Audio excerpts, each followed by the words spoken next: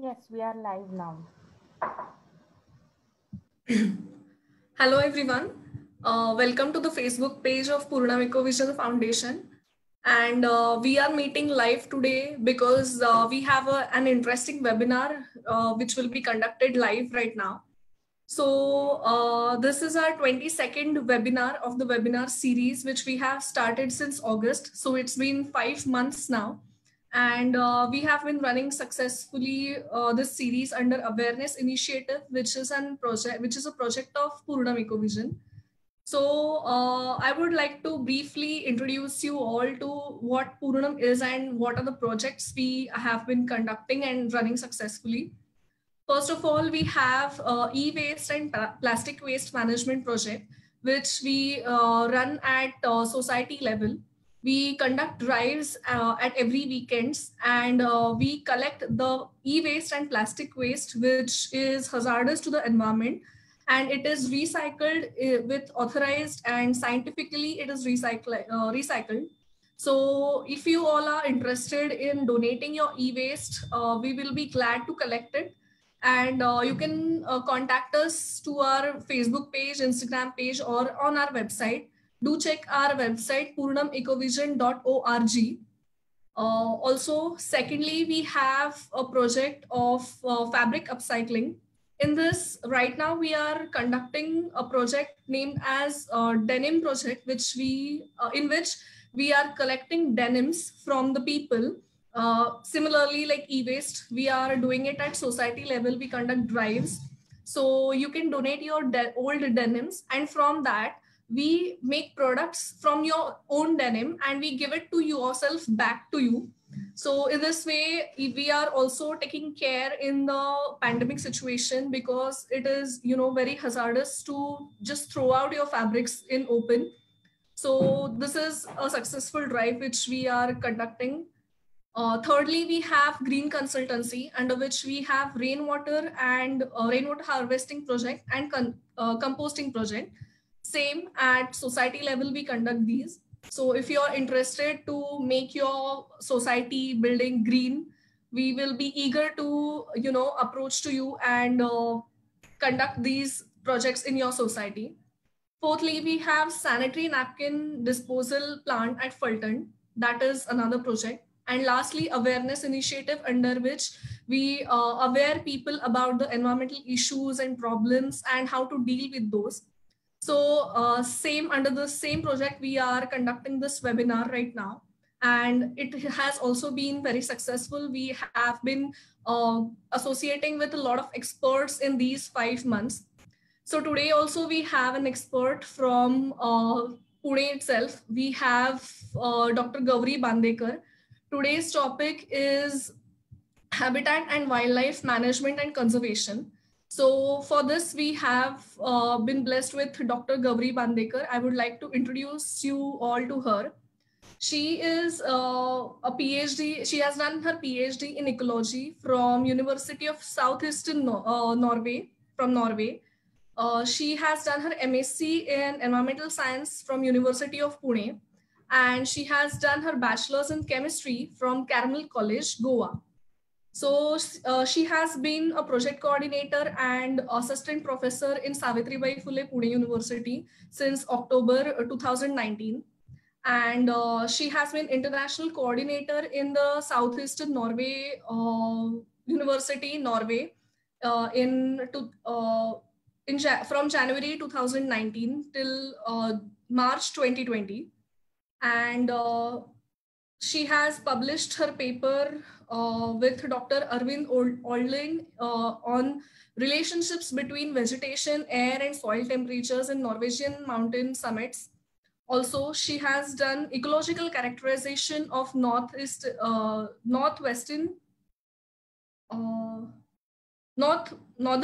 birch forest and tree-line ecotones in Norway. So yes, she will be delivering a lecture on habitat and wildlife management and conservation. Also, she will be telling us about entrepreneurship opportunities in it. So before starting, I would like to appeal to all our viewers that if you could just share the video right now. We can connect with more people. Also, if you could start the watch party, more people will be able to connect it. And this is an awareness initiative. So we will be able to aware more of the people and spread the word. So I would like to ask Dr. Gauri ma'am to join. Yes, am I audible? Yes, ma'am. Okay, should I start or should I wait? No, ma'am, we can start it. Okay, I'll just share my screen.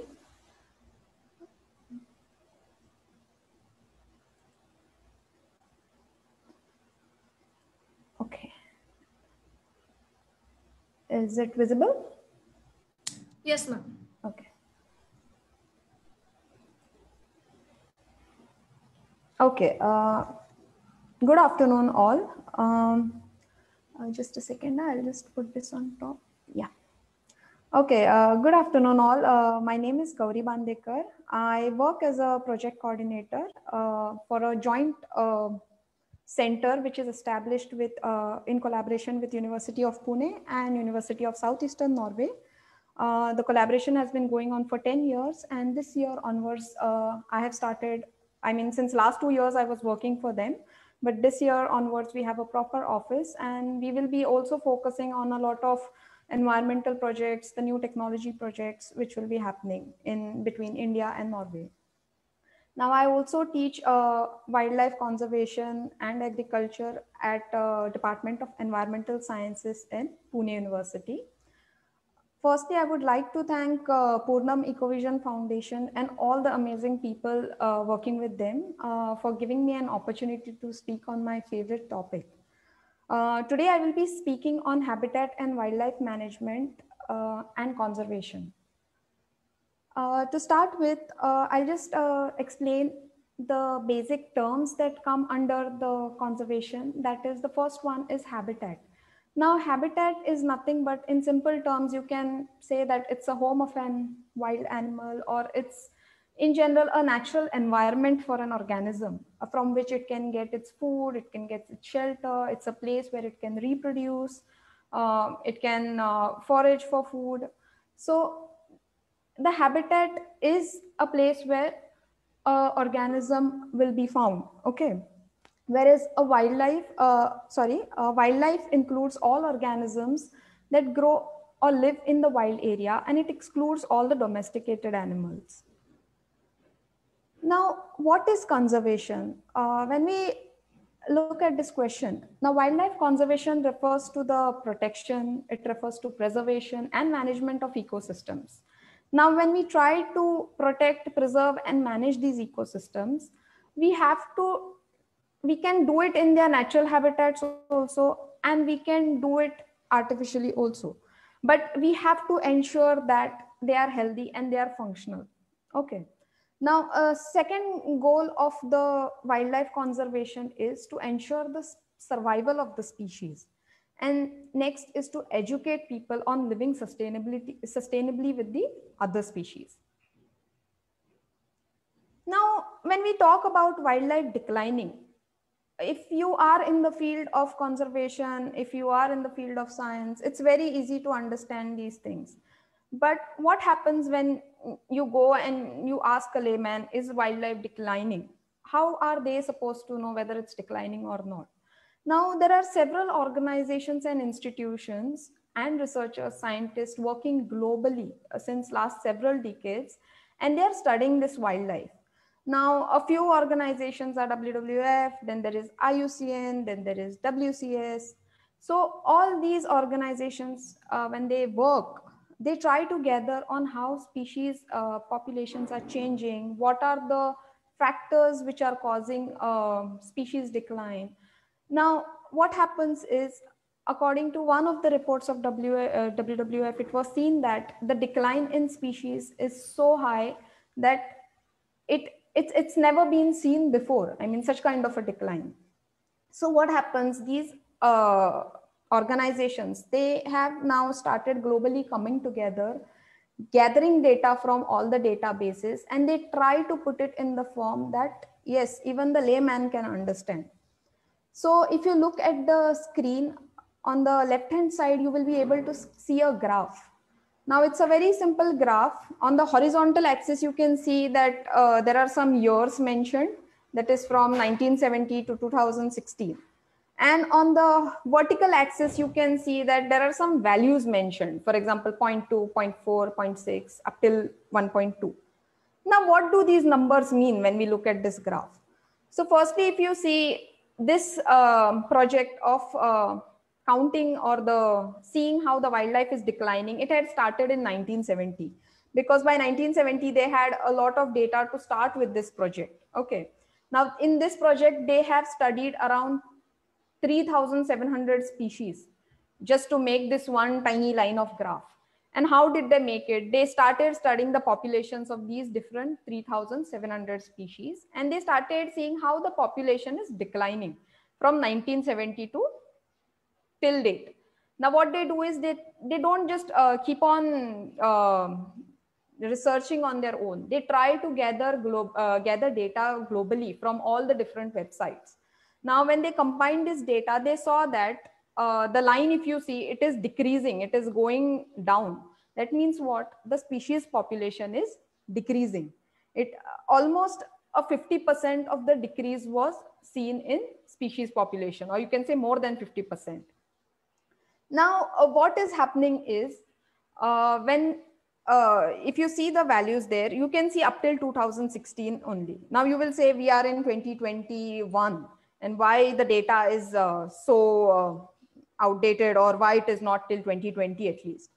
The fact that I told you that they try to gather data from so many sources, it's like studying almost 20,000 populations.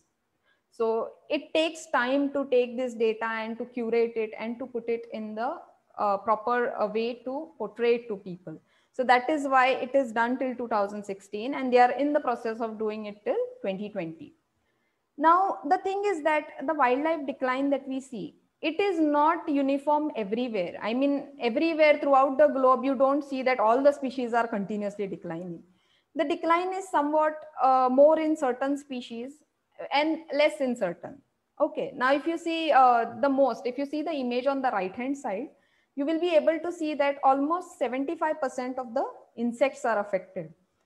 Now, why these insects are affected?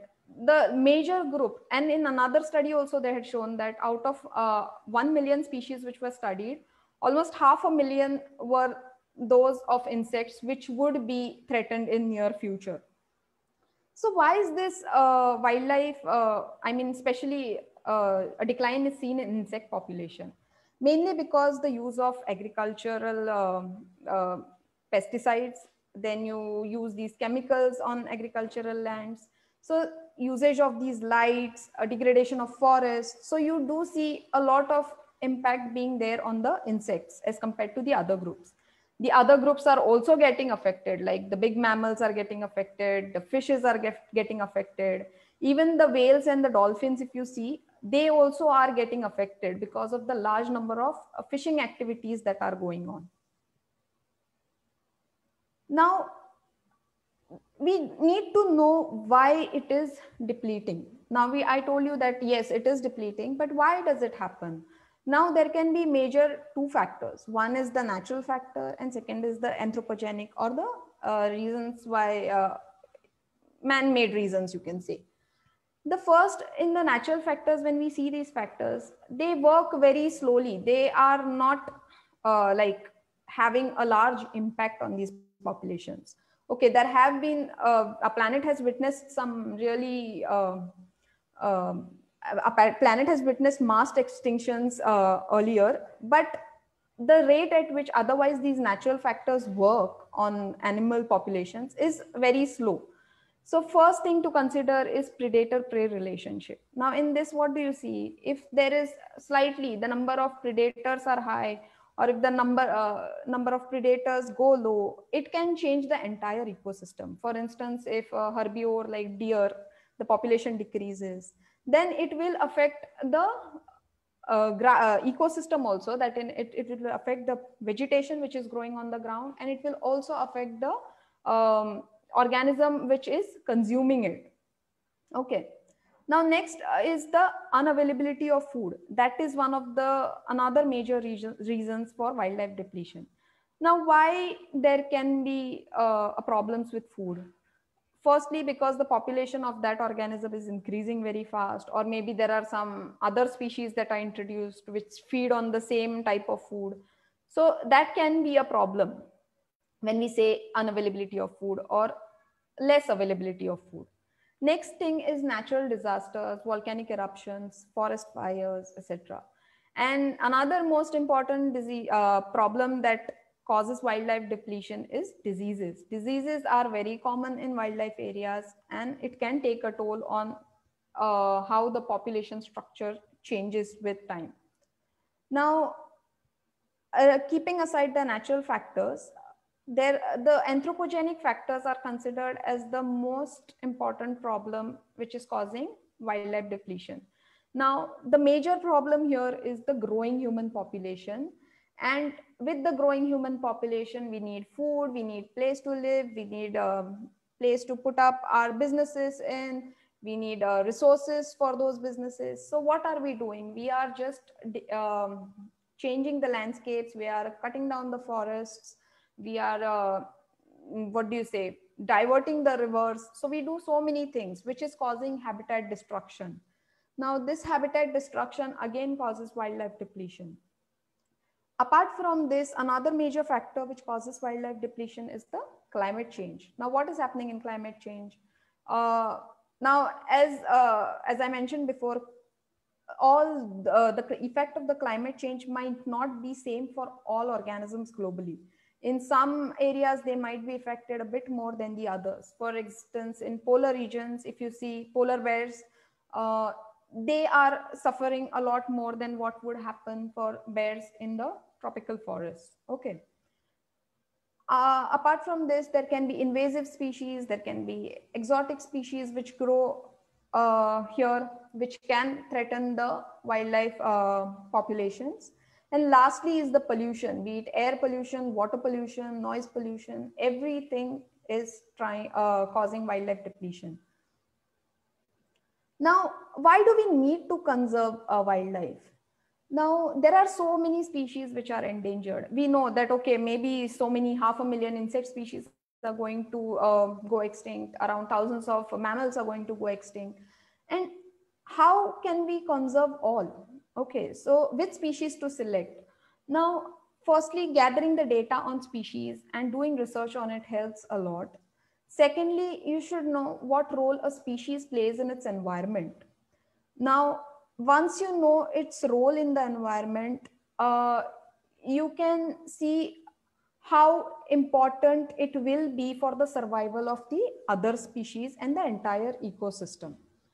Now, the thing is that what we do is, when we plan any conservation activities, the first thing will be you will try to find what kind of resources, or you will try to gain knowledge about that species. Second will be, as I mentioned to you, how saving one species can save an entire ecosystem. So the main focus will be on that. And these kind of species are called as keystone species. Now, keystone species can be any organisms. It can be either animals, plants, bacteria, fungi, or it is the glue that holds the habitat together. Now, when I talk about keystone species, I didn't want to go into some bigger species which are already of importance. I just wanted to focus on a very small species such as a bee.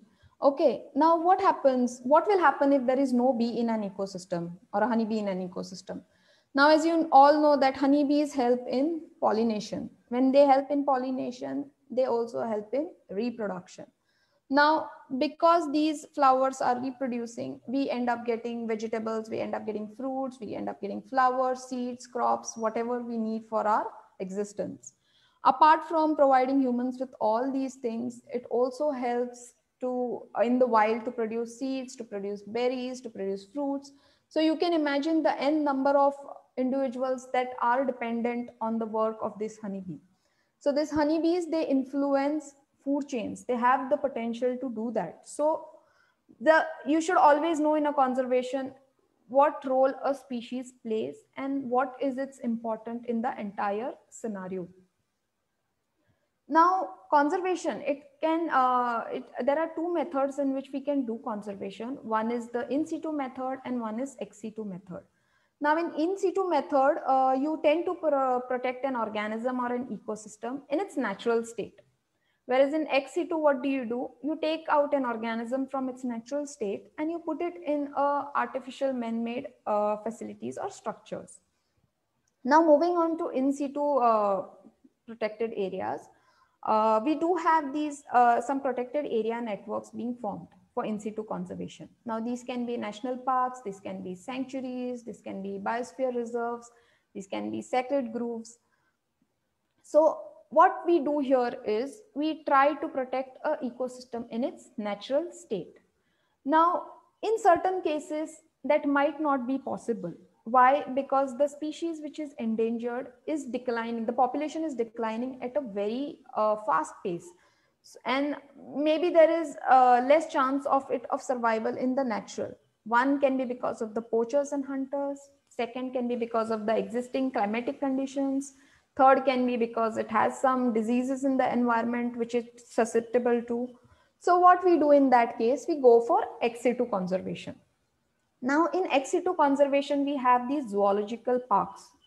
Okay, we have botanical gardens, we have seed banks, we have gene banks, we have cryopreservation methods. Now, you will say that why do we need this ex situ?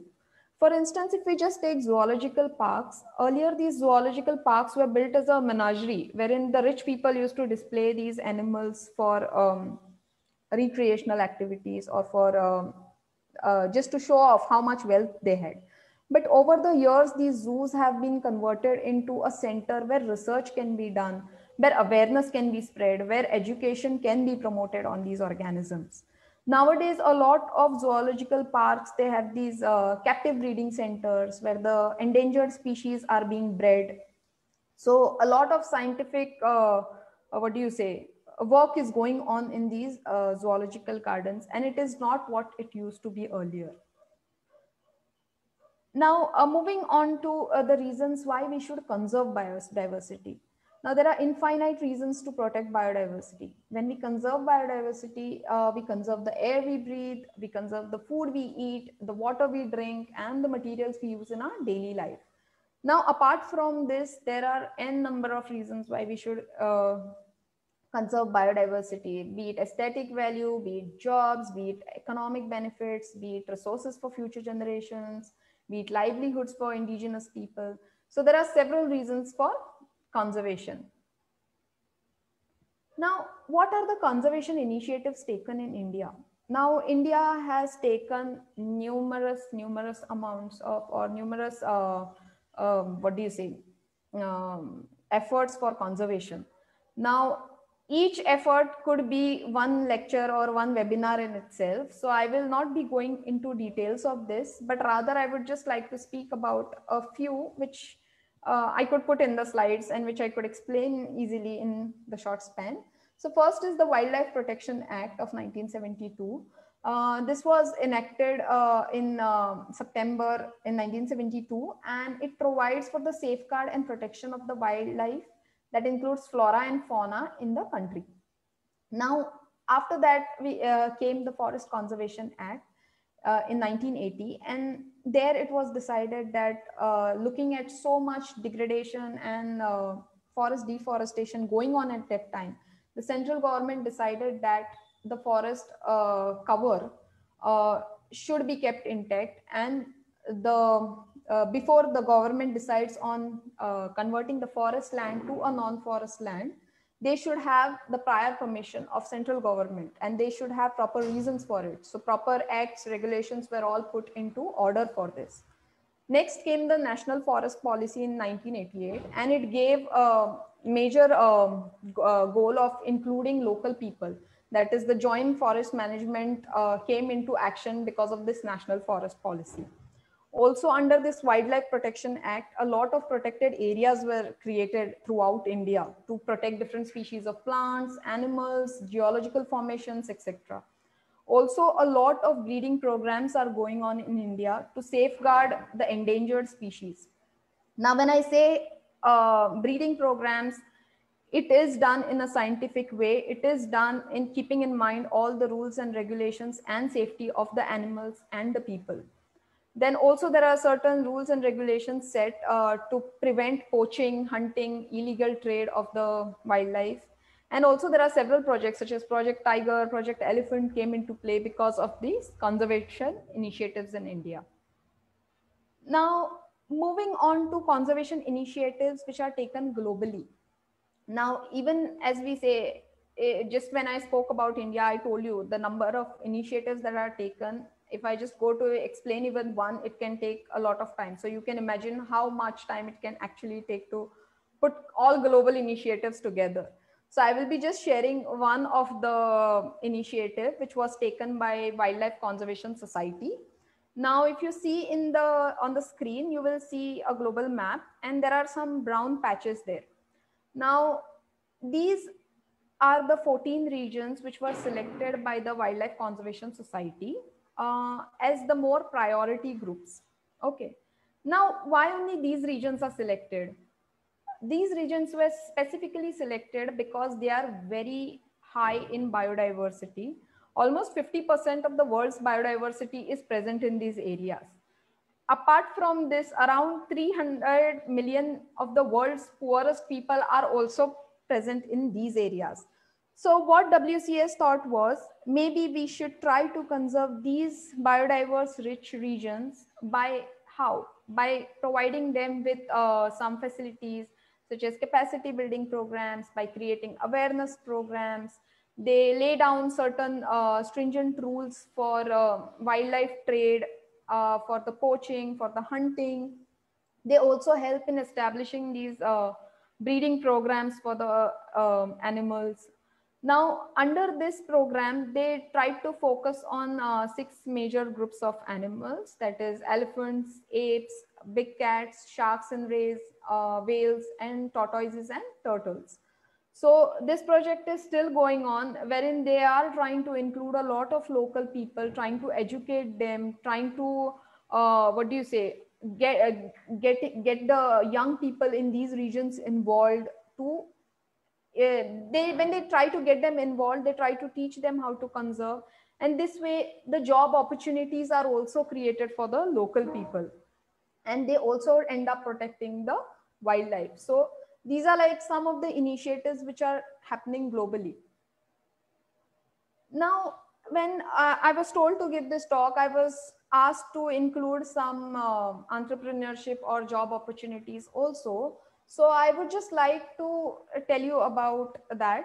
Now, when you think about conservation, I see a lot of students wondering, I mean, I want to work into conservation, but I'm not sure where to start. So I will be just giving a few points which I thought were important before you start or before you start thinking about conservation, which might help you. So first thing I would like to suggest is evaluate yourself. Just try to know what your passion is, what you're passionate about, whether you like to be in the nature, whether you like hiking, whether you like photography, what is it that you like when you think about conservation. Second thing is you need to have this enthusiasm and positive attitude, because yes, there is wildlife and you will have to learn a lot about it before you get into it. There is some learning curve in there, and maybe yes, at that point you don't know so many things, but you should always be open to learning new things and the new technologies which are coming in, because I think so the rate at which we are losing wildlife, we have to adapt to new technologies now. Second is skills. Try to see what are your major or skills with which you can help in conservation.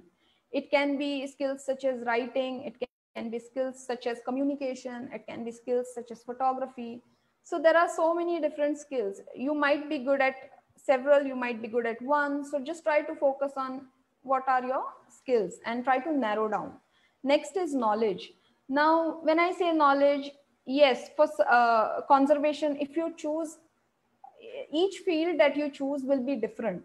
So based on that, you will have to have prior knowledge about wildlife. It's not necessary that if you go in conservation, you have to have this PhD or master's degree.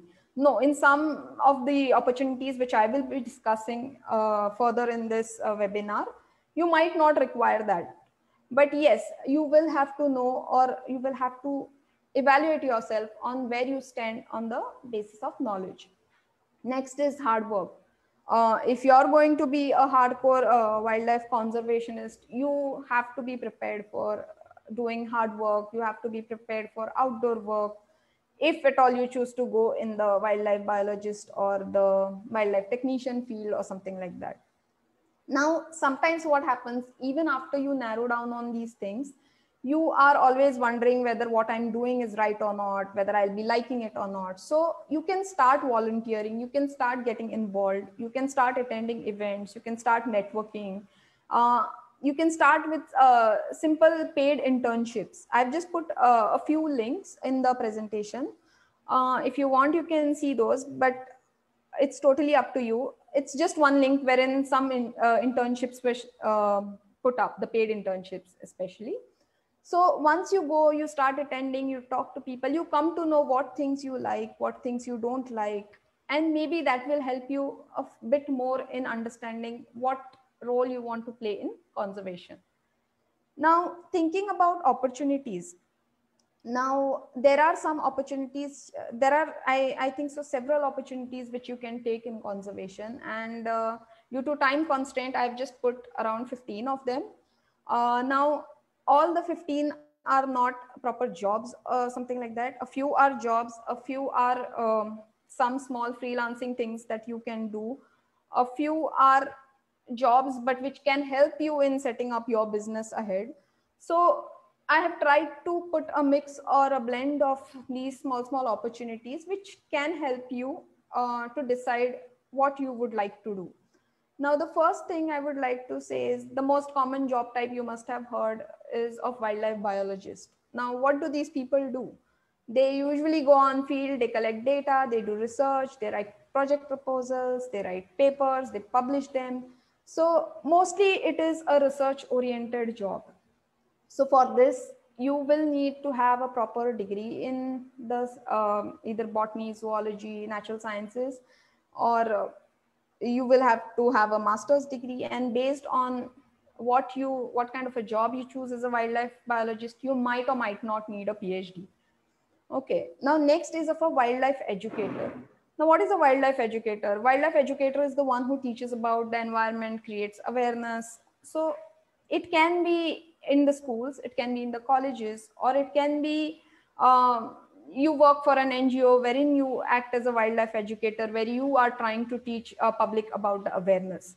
So depending on which scenario you are in, your qualifications will change, and the way your skills, I mean, the type of skills you have and the way it is used will also change. Now, next is of a wildlife manager. Now, what does a wildlife manager do? A wildlife manager usually manages the wildlife, as in if there is a wildlife sanctuary or a zoo, you can say, he usually manages how the animals whether the animals are taken care of, whether they are provided with the necessities, if somebody is falling sick, if some animal is falling sick, how to manage that, how to manage the area, how to manage the surrounding areas of the protected areas. So for a wildlife manager also, you need to have prior knowledge of wildlife. You will need to have degrees in pure sciences, natural sciences, environmental sciences, or in ecology. Here I have given you all links of some of the opportunities in India. And if I've not found the current opportunities in India, I have given you the link on what the job entails, what is the job description, what kind of salaries you can expect. So I've tried to put those in the links. Next is of a wildlife enforcement, law enforcement officer. Now, this job is a bit serious, wherein you have to train the rangers, you have to train the protected area staff about the laws and regulations of the conservation. You also have to see to it that the regulations are being followed in the conserved area or not. So this is a very, what do you say, a law or a very hard work requiring job, wherein you will have to be on the field also and you will have to be in the office also. Next is of a wildlife technician. Now, I feel this job is very widely, not very common in India, but yes, globally it is a very lucrative.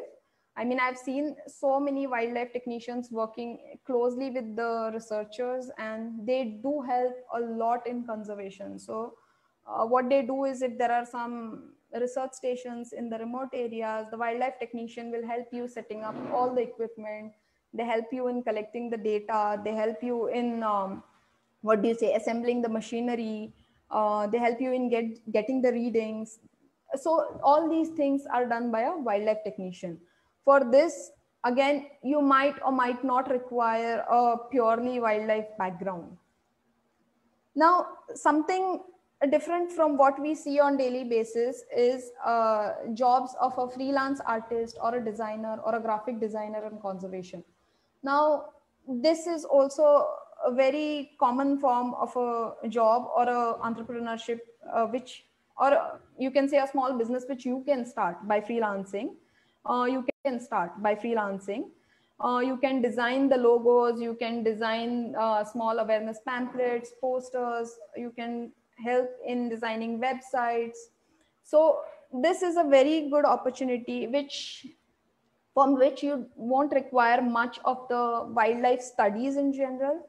Rather, you will need to be more technical in this field. Now, next is of the health program assistant. The health program assistants usually help in the field, usually in the forest areas, protected areas, or in the zoos, where people are in constant contact with the wild animals. So what they do is they usually help in assessing the health of these individuals which are working for conservation.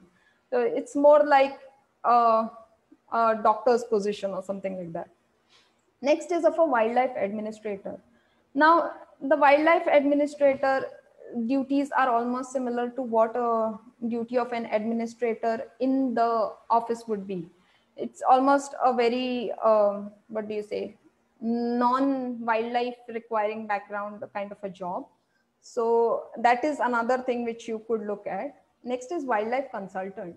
You can be a wildlife consultant, you can be a private wildlife consultant, you can work with an organization, or you can do freelancing, or you can work for a government body.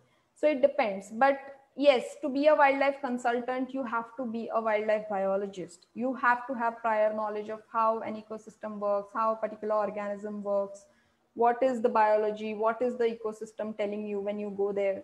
So to access all these conditions, you have to have a prior knowledge. Next is of the wildlife photographer or a wildlife filmmaker.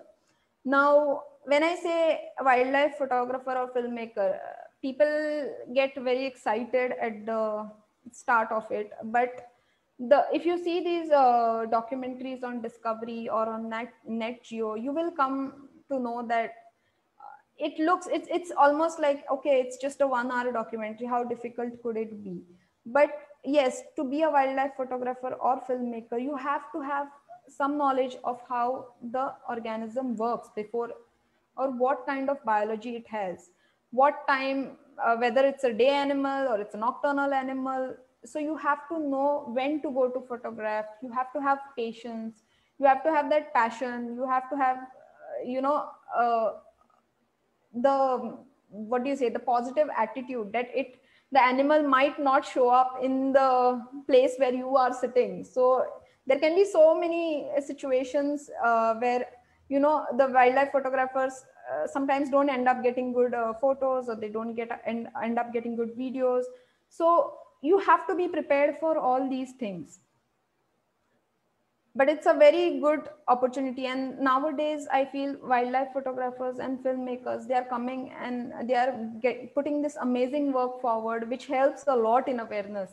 Because rather than sitting and listening to a lecture, people usually prefer looking at these documentaries or videos. I think so they convey much more than what a lecture would do to most of the people. Now, next opportunities could be joining NGOs, or you could join consultancy services or have your own consultancy services, or you could be a TV star, or you could have a TV star conservation career. So it totally depends on what, again, your skill sets are. Okay. Now, next is career in developing technology. Now, I would really stress on this one. So many people, IT individuals nowadays, they are so good at developing these websites. They're so good at making these drones. They're so good at making these small sensors. So all these things which you make can be used in the wildlife conservation.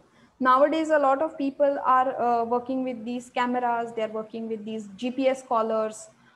They work with these unmanned aerial vehicles. Now, for these, you don't need to have a background in wildlife. You can work in collaboration with the researchers who will tell you how to go about doing things when you are in on field. Okay, so you have to be good at developing this technology and finding applications which will be suitable for wildlife conservation. So a lot of people who are good at developing technology can surely go for this. Next is the position of a wildlife vet. Yes, if you are really passionate about animals, you love being around them, you can definitely choose this as one of the career opportunities.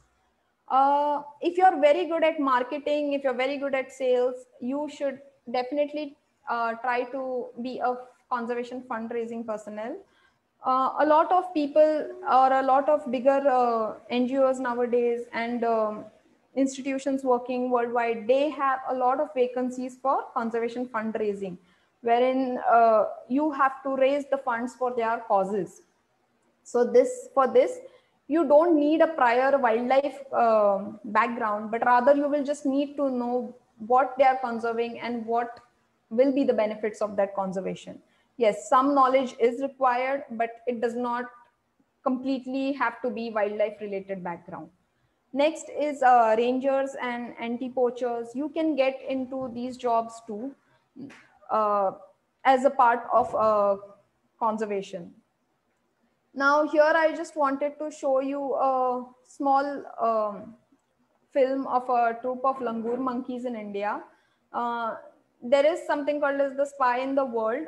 They had deployed one small monkey, which had it's a drone monkey. It's called as a animatronic monkey. It has cameras in its eyes, and it is used to study how the behavior of the monkeys is.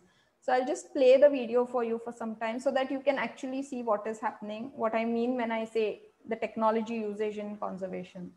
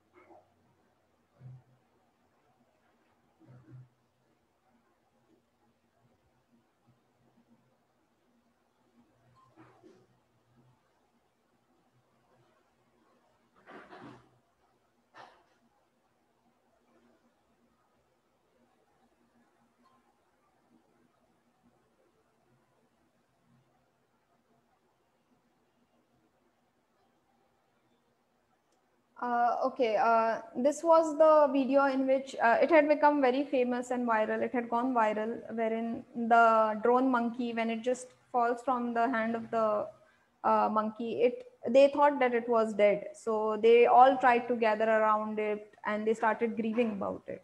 So as you see, there is a second side to this story also, that these kind of drones, they are not very invasive. I mean, they try to blend into the ecosystem, and they try to gather information so that the animals are not disturbed. Okay.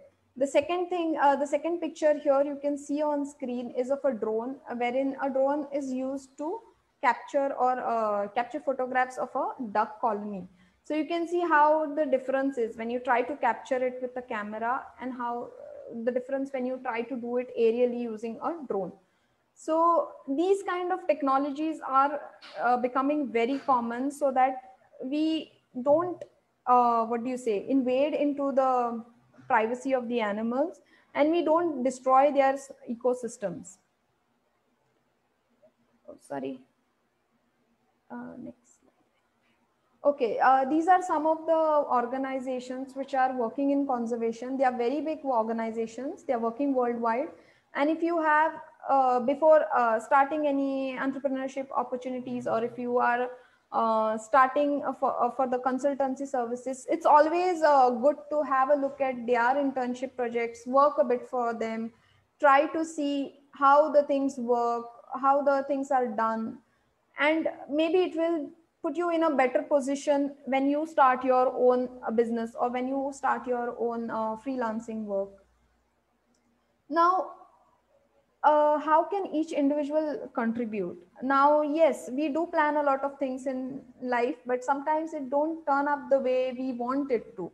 But if you really want to save or conserve biodiversity, you can help in n number of different ways. First would be by volunteering. You can volunteer to clean up a beach, for instance. This can also help in conservation indirectly. Secondly, you can help in creating awareness. Now, this can be through education, being an educator, or you can just start creating awareness within your society or within your community. Next thing I would like to say is be respectful and appreciate nature. That helps a lot. Next is reduce, reuse, and recycle. Yes, the less raw materials you demand, the conservation will automatically improve, because we don't have to go to forest, or we don't have to degrade more lands to get those natural resources or raw materials for the what do you say, for the demands of the people. Now you can also promote a nature friendly life. You can conserve energy, you can use water judiciously. That helps a lot in conservation. Another major thing I would like to say is donate to these causes. And you can donate anywhere. You can donate to your local zoo, or you can donate to some NGOs which are working. You can donate to bigger organizations. Now all these donations which you give, you can do it online. You don't have to pay cash to them. It's all done online. The transactions are online. And when you recently, because of the COVID-19 crisis, we saw that the number of people visiting zoos, or the number of people visiting these nationally protected areas had reduced. So maybe your donation can help in conservation of these species in a better way. They do get funding from government. I'm not saying that they don't get any money. They do have money, but yes, when you donate, you help them a bit more to be in a much better place. Next is adopt. Now, some of these, not some, most of the zoos are coming up with this adoption plans, wherein you can adopt a favorite animal of your choice. The adoption can be just for a day, it can be for a week, it can be for a month. So it totally depends on the size of the animal, which animal you want, and for how long you want to adopt that animal. I put two links of one is from Mysore Zoo and one is from our Kathraj Snake Park. The contributions can be from a few hundred rupees to you can say thousands or lakhs of rupees also. It depends on how long you want to do this and for what size of animal you want to do this. You can also sometimes adopt an animal and just pay for one meal of the animal. So those cases are also there. Now, lastly, I would like to say that all life is important, no matter how small. So we have to try to conserve all the life form. And as Gary Snyder has said correctly, nature is not a place to visit, it is home. So if we keep that in mind, I think so that will automatically help in conservation. Thank you. Thank you, ma'am. It was very informative. All the slides were really interesting, and the videos and photographs really made it very interesting. Thank you so much. And we do have questions. If you permit, we shall move to the question answer session. Yeah, sure. Okay. The first question is how biodiversity conservation and biodiversity based community businesses shall go hand in hand. Could you just repeat your question? I'm sorry, Tanvi. Biodiversity conservation and biodiversity based community businesses, how do they go hand in hand?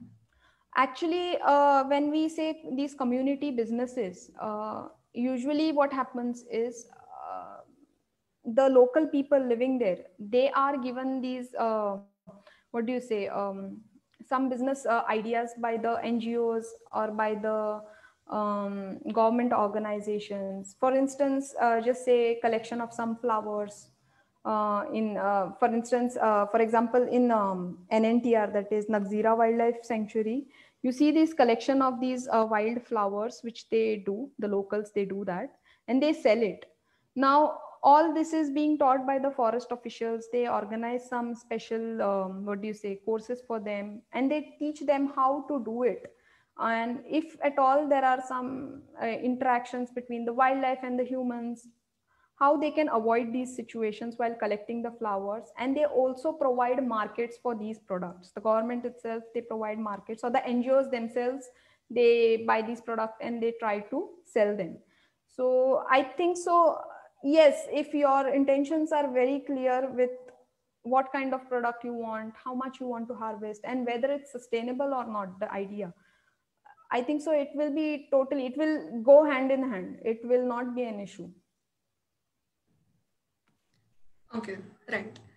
The next question is how local communities shall be taken into confidence during biodiversity conservation. I think so. Now, with that joint forest management, all the local communities are actively involved into conservation. I mean, they are made a part of conservation itself. A lot of people get their job opportunities from these conservation programs also, wherein I think so they can help the forest officers, they act as rangers, they get, what do you say, they are actively involved. It's not that it's that the local peoples are completely kept outside of the conservation zone. No, they are made a part of it. And if they are living in the surrounding areas, which a lot of people do, and a lot of livelihoods of the indigenous people depend on the conservation, I mean on the forest resources, so they all are equally involved. And the government and the forest officers, they make sure that everybody benefits from it.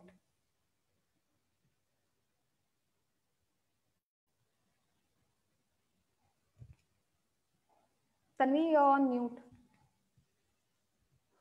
Okay, yes, thank you. Next question is there any training available on biodiversity conservation for layman, as in for if they haven't completed any courses regarding or related to the same topic, but if they want to continue and work in the biodiversity conservation, are there any trainings available? Yes, there are a lot of training programs. You can have a short-term training program, you can have a long-term training program. But if you're, it depends on what you would like to choose. I mean, when you say biodiversity conservation, as I told you, you can get involved in n number of ways. So if you are very good at handling animals or wildlife, you can also get these opportunities or internship programs wherein you are in close contact and you tend to learn. Apart from that, you're also paid. So these internships are usually paid, so you can take them too. And as I told you, the you might, even if you are trying to enter into conservation, you don't have to be from the wildlife, or you don't have to have those natural what do you say, degrees from botany, zoology. If you have some prior experience, if you have those skills which are needed for the conservation, yes, you can be a part of it. And yes, there are several programs. The websites, which I mean the small images which I had mentioned in my earlier slides, these You can go on these and you can see there are so many internships. There are paid internships, there are unpaid internships, there are volunteer works.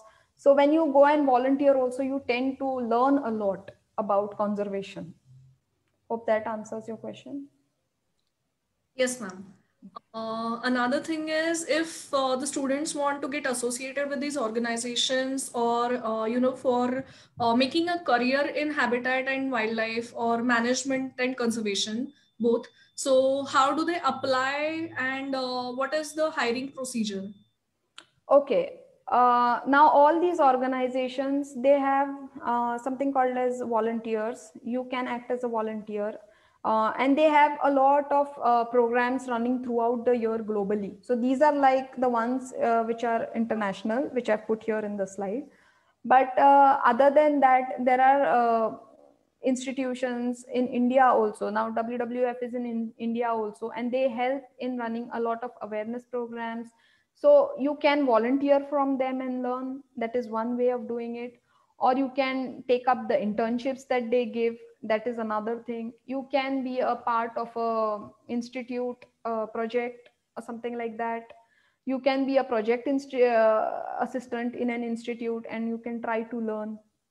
So there are n numbers of ways. And if you even go to these websites, and if you say that you want to be a volunteer, it's just a click away. You can do that in a click.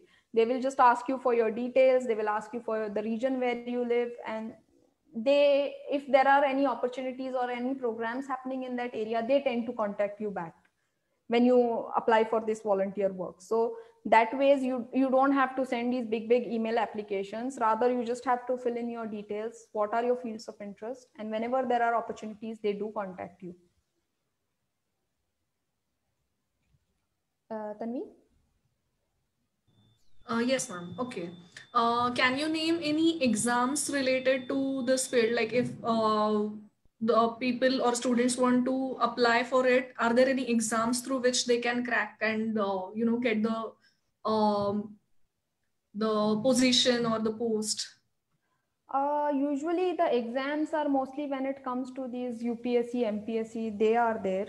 But other than that, I think so, if you go for these bigger organizations or Wildlife Institute of India, they mostly try to see your background, what you are passionate about. It is not mostly the written exams that matter to them, because even if you are very good at theory, and if you can't go out and perform if you're applying for a job of a field officer, and if you can't perform there, then it's of no use to know all that theory. So you have to be very sure what your skill set is, and accordingly you can apply for examinations. I'm not saying that it's not a good thing to apply, but yes, try to figure out what you're good at and then give the examinations, if at all. And yes, for most of the jobs as such, you don't have to give, at least in private organizations or in government organizations, you don't have to give exam until and unless you're going for this UPSC, MPSC, forest officer, these kind of posts. In that case, yes, you do have to give. Okay, ma'am. Yes, so I hope all the questions have been satisfactorily answered by our speaker. And if not, if you have any more questions, you can surely comment it in the comment box near under this video, so that even if for the time being, we are considering only 4 to 5 questions, but if there are any more questions, or even if you want to express your views or points related to this topic, you can surely comment it in the box, and we'll convey it to our speaker, as well as we'll convey the answers back to you all. So yes, keep commenting the questions and your points and views under this video. Also, I would like to thank you, Gauri ma'am, for this amazing video. I know people usually talk about it a lot, and the work they have done in the field is really very less as compared to the destruction level and the habitat loss which we have been experiencing in the recent past. So I hope this video and the information helps people to work in the field and work for the animals and habitat and the environment overall. So we could see your experience in this field, and we are really blessed to have you today. Also, thank you for associating with Purnam Ecovision Foundation, and we hope to keep in connect with you. So thank you very much. And thank you to all the viewers for watching this video. We have been successfully running this series. It's been 5 months now and it's 22nd webinar. So we are really happy that we have been connecting with more people, and we are really happy to guide all the students for their career and showing them and telling them about the career opportunities in these fields related to environment. Especially it is very we have focused, and all the topics are really related to environment and other topics related to environment. So thank you very much. I hope all the viewers keep continuing this and responding to our sessions. We have it every Wednesday at 4:30 p.m., 4:30 to 5:30, 1 hour time slot. So thank you very much. Thank you to all the viewers, and thank you, Gauri ma'am. Thank you, Tanvi. Thank you.